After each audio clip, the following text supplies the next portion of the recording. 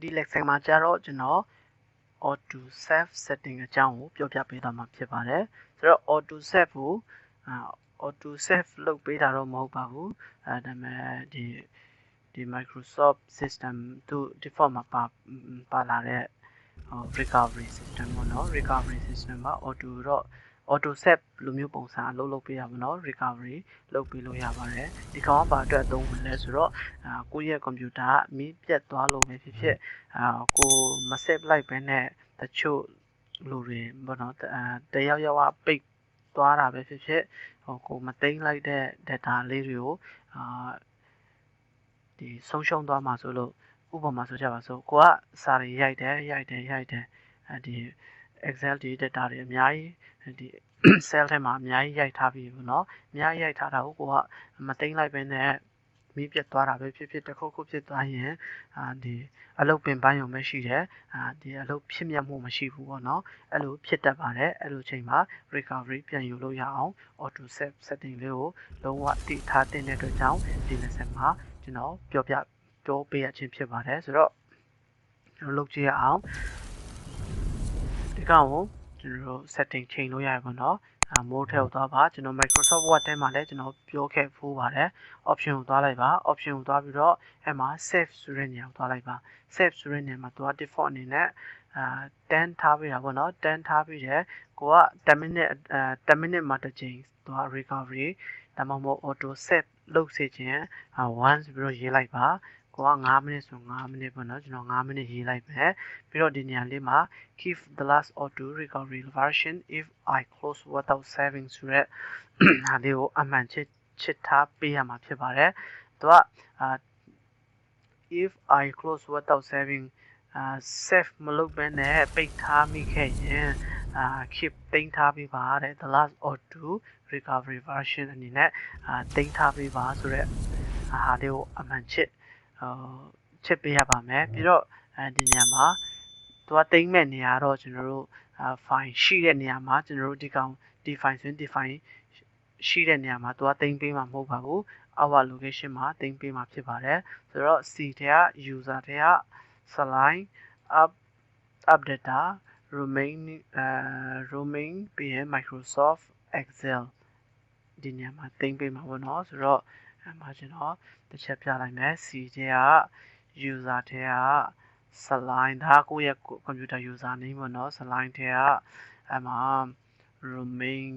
ဘယ်မှာလဲမသိဘူးရlocation ကမေ့နေပြီ up data ကိုသွားလိုက်ပါအဲ့မှာ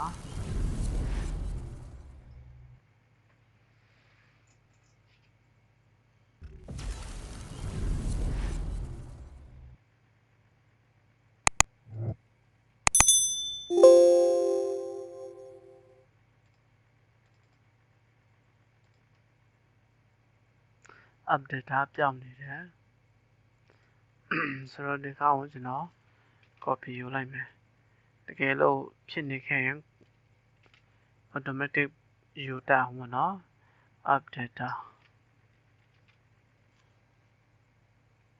Excel ထဲမှာသူဒီမှာတင်ပေးပါလိမ့်မယ်ဒီမှာတစ်ခုခုတွေ့ရမယ်ပေါ့နော်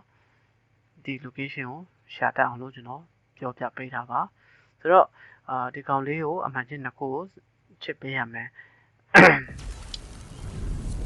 ဒါဆိုတော့အဆင်ပြေပေါ့နော်ဒီကောင်လေးကိုမနှိမ့်မိပါစေနဲ့ဒီကောင်လေးကိုနှိမ့်မိတယ်ဆိုရင်တော့အပေါ် save လုပ်ထားတာတွေကိုလုပ်ထားတာတွေကအလကားဖြစ်ကုန်မှာဖြစ်ပါတယ်သူက save မလုပ်ပေးပါဘူး disable auto recovery for this workbook only ဆိုတဲ့ဟာလေးကိုအမှန်ချစ်ဖြုတ်ပေးရပါမယ်ဒါဆိုရင် okay ပေးလိုက်ပါဒါဆိုရင် automatic save လုပ်ပေးပါလိမ့်မယ် save recovery ပြန်လုပ်လို့ရအောင်လုပ်ပေးပါလိမ့်မယ်နောက်တနည်းရှိပါသေးတယ်နောက်တနည်းကတော့ဒီ VBA program ကိုအသုံးပြုပြီးတော့လုပ်တာပေါ့နော် code တွေရေးပြီးတော့ automatic save လုပ်လို့ရအောင်သူကလုပ်ပေးတာပါဒီကောင်ကိုsave လုပ်ဖို့ဆိုရင် automatic ကိုက save မနှိပ်ဘဲနဲ့လည်းလုံးဝပိတ်လို့ရပါတယ်ဆိုတော့အရင်အဆုံးကျွန်တော်တို့ save လုပ်ရပါမယ် save တဲ့နေရာမှာလည်းကျွန်တော်တို့ဒီ Microsoft Excel ရဲ့ extension နဲ့မရပါဘူးအမှာ XLSX ပေါ့နော်ဒီကောင်က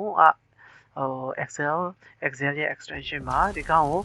Excel macro enable workbook ဆိုတဲ့ extension နဲ့လုပ်ပေးရမှာဖြစ်ပါတယ် XLSM ပေါ့နော်ဒီကောင်လေးကိုရွေးပေးရပါမယ် extension ပြောင်းတာပေါ့နော်ဆိုတော့ desktop မှာ save လုပ်လိုက်မယ်ဒီကောင်ကို save လုပ်လိုက်မယ်ဆိုတော့ save လုပ်ပြီးပြီနော်desktop မှာပေါ်ပါလိမ့်မယ်ဒီကောင်လေးပါဒီလို save ရုံနဲ့မပြီးသေးပါဘူးဟိုကkeyboard ပေါ်ကကျွန်တော်တို့ F11 ပေါ့နော် F11 Alt key နဲ့ F11 ကိုနှိပ်ပေးရပါမယ်ဆိုတော့ဒီပေါ်မှာ Alt key နဲ့ F11 ကိုနှိပ်ပေးလိုက်ပါဒါဆိုရင်VBA project ပေါ့နော် VBA project လေးတစ်ခုပေါ်လာပါလိမ့်မယ်ဒီနေရာမှာworkbook ဆိုတဲ့နေရာကိုတစ်ချက်နှိပ်လိုက်ပါဒီလိုပေါ်မှာမဟုတ်ပါဘူးအမှာ workbook ဆိုတဲ့ဟာတစ်ချက်နှိပ်လိုက်ပါတစ်ချက်နှိပ်ပြီးတော့ဒီနေရာမှာ general ဖြစ်နေရင်အမှာworkbook ဆိုပြီးတော့ပြောင်းပေးလိုက်ပါပြီးတော့အမှာbefore close ဖြစ်နေရပါမယ် before close နေရာမှာကျွန်တော်တို့ဒီနေရာလေးမှာစာလေးရေးရမှာဖြစ်ပါတယ်ဆိုတော့ဒီနေရာမှာအများကြီးကျွန်တော်နေရာမှာကျွန်တော်ရဲ့ file ထဲမှာဒီနေရာမှာအများကြီးဖြစ်နေတာခုနကတော့ကျွန်တော်စမ်းထားလို့ပေါ့နော်စမ်းထားလို့ပါဒီ file ထဲကိုပဲကျွန်တော်စမ်းထားလို့ပါမိတ်ဆွေတို့နေရာမှာတော့ဒီဟာပဲရှိမှာပါဒါတွေရှိနေမှာမဟုတ်ပါဘူးဆိုတော့ဒီနေရာမှာကုတ်လေးရေးပေးရမှာပေါ့နော်စာလေးရေးပေးရပါမယ်this workbook ဆိုပြီးတော့ရေးပေးရပါမယ် this workbook .save ဆိုပြီးတော့ရေးပေးရပါမယ်ဒါဆိုရင်ပိတ်လို့ရပါပြီဆိုတော့ဒီမှာnew chat တခုခေါ်လိုက်မယ်အဲ့မှာကိုကြိုက်တဲ့Excel ဆိုပြီးတော့ရေးလိုက်မယ်Excel အဲ့မှာအဲ့လိုကျွန်တော်ရေးရှိလိုက်တယ်ဒီကောင်ကျွန်တော်မ save ပဲနဲ့ဖြတ်ကြည့်လိုက်မယ်ဗျအဲ့မှာကျွန်တော် X note နှိပ်လိုက်ပါတယ်ဒီကောင်ကျွန်တော်ပြန်ဖွင့်နေဆိုရင်ခုနကတော့save ပြီးတော့မသိမ်းလိုက်မိတဲ့အရာ save ပြီးသားဖြစ်သွားပါလိမ့်မယ်ကြည့်လိုက်မယ်ကျွန်တော်တို့အဲဆိုရင်ခုနကတော့ save မလုပ်ထားပြီမဲ့အမှာ